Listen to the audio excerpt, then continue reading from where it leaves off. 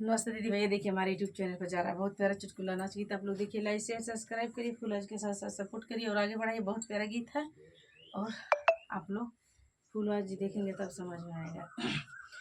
टीका भैला अपना सोनरवा भैला सपना बाला मुआ भैला गुलारी के फूला बाला मुआ भैला गुलारी के हो फूलावा।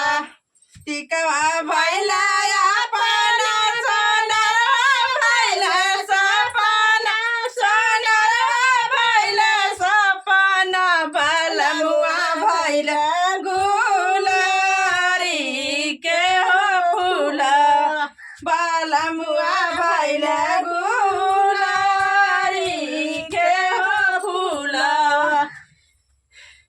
जब तू ही भाला मुहा भैला सपना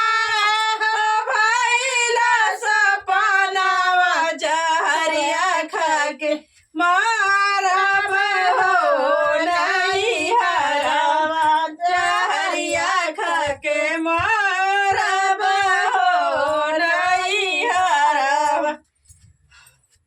जब तू ही धनिया जहरिया खा के मारब जहरिया खा के मारब कमैया याद भेजब हो नहीं हरब कमैया याद भेजब हो नहीं हरब।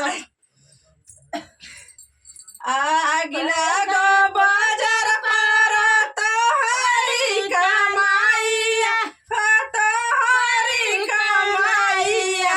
उमिरिया हमर बीतल हो नहीं हरब उमिरिया हमरो बीतल हो नहीं हरब उमिरिया हमरो बीतल हो नहीं हरब।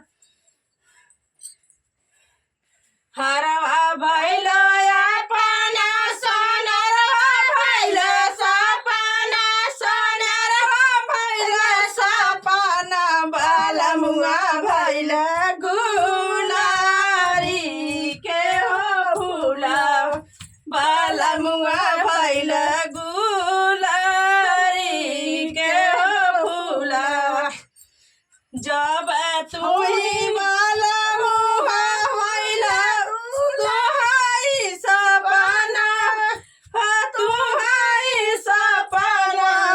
जहरिया खा के मारब हो नहीं हरब जहरिया खा के मारब हो नहीं हरब। जब तू ही धनिया जहरिया खा के मुआबू जहरिया खा के मुआबू कमैया याद भेजब हो नहीं हरब कमैया याद भेजब हो नहीं हरब।